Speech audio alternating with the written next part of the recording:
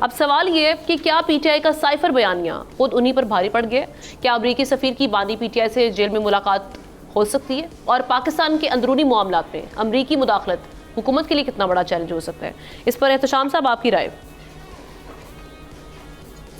دیکھیں بنیادی طور پہ آمنہ تو سوال تو یہی ہے نا کہ کل جس طریقے سے میں تو کہوں گا کہ سارا معاملہ ایکسپوز کر دیا، جس انداز سے ڈونلڈ نو نے فارن ریلیشن کمیٹی کی سب کمیٹی میں جو سماعت ہوئی، بیان اپنا دیا، ریٹن فارم میں جواب دیا اس کا، وہ تو بڑا واضح طور پہ انہوں نے کہہ دیا کہ یہ جھوٹ تھا، لائی تھا، سخت الفاظ کا استعمال کیا گیا، کوئی رجیم چینج میں ہمارا ساتھ نہیں تھا، ہاتھ نہیں تھا، سب چیزیں کلیئرٹی کے ساتھ بات کر دی۔ ایون الیکشن کے بارے میں بھی انہوں نے کہا جی کوئی بیقاعدگیاں تو ہوئی ہیں لیکن کوئی ادروائز یہ کمپٹیٹیو اور آرگنائز طریقے سے ہوا ہے۔ اب اگلی بات یہ ہے کہ یہ مشورہ،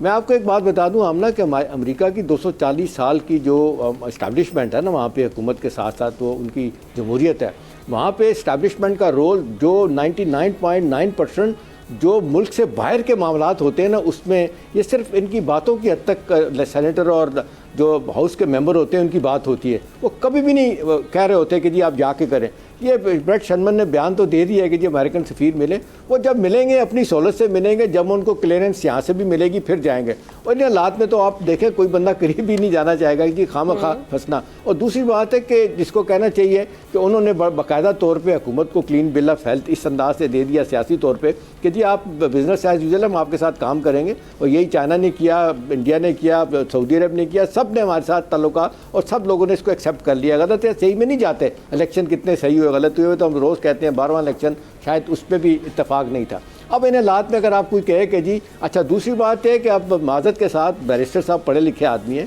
تھوڑا سا سوچیں کہ اس طرح کی بات آپ کسی کو ایڈوائز کر سکتے ہیں کہ جی اسد مجید جو ہیں دوبارہ اپنا بیان ریکارڈ کروائیں؟ بھائی 3 دفعہ انہوں نے بیان ریکارڈ کرایا مختلف جگہوں پہ، نیشنل سیکورٹی کی میٹنگ میں انہوں نے بات کی تھی، انہوں نے پھر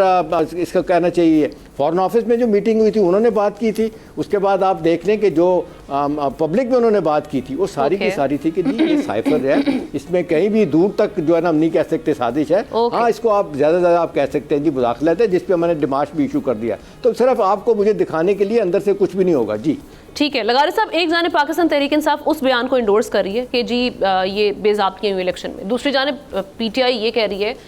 بابر اعوان صاحب کو میں سن رہی تھی، وہ یہ کہہ رہے تھے کہ ڈونلڈ نو صاحب نے تو یہ کہہ دیا کہ یہ سائفر ہے ہی کچھ نہیں ہے، تو سائفر نہیں ہے تو پھر وہ بانی پی ٹی آئی کو بری کیا جائے، وہ اندر کیوں ہے؟ سائفر تو ہے ہی نہیں۔ پھر اصل بات تو یہ سائفر کو اس طرح سے پبلک کرنے پر مسئلہ ہے نا، اصل بات تو یہ ہے کہ سائفر کیا تھا، جو بھی تھا وہ سامنے آئے گا، یا میں تو سمجھتا ہوں جو کوئی دکھایا گیا وہ غلط ہے، میرے سامنے نہیں آیا ہے، اس کو تو ویسی سیگا راز میں ہونا چاہیے تھی۔ یہ کیسے ہو سکتا ہے کہ اس کی کسٹڈی جو ہے وہ ایک شخص کے پاس ہو، اور اب ایک ایسے شخص کے پاس ہو جہاں وہ اس کی کسٹڈی رکھنے کا جواز بھی نہیں ہے، اگر وہ جیل میں ہے تو اس کی کسٹڈی کیوں اپنے پاس رکھ کر بیٹھے ہوئے ہیں؟ اصل بات یہ ہے کہ سائفر کی کسٹڈی کس کے پاس ہے، وہ ڈاکومنٹ ہے کس کے پاس؟ ایک بات اس کی ٹھیک ہے اور ایک بات اس کی غلط ہے، یہ کمال کا وہ ہے۔ یہ ٹھیک ہے کہ الیکشن کے بارے میں جو کچھ اس نے کہا یار اس پر عمل کرو، طالب ہو جاتے ہیں، ہم بھی طالب ہو جاتے ہیں، شاہ اور طالب ہو جاؤ، اور جو اس نے وہ کہا ہے کہ کوئی سازش نہیں تھی، یہ ساری کی ساری غلط بات تھی، جو عمران خان نے کہا تھا جھوٹ بولا تھا، نہیں وہ غلط بات ہے بھائی، وہ کیسی وہ بات کر رہے ہیں۔ اسی طرح سے یہ جو بریٹ شرمن ہیں یہ کانگریس مین ہیں اور ہاؤس آف ریپرزنٹیٹیو کے ہیں، اور یہ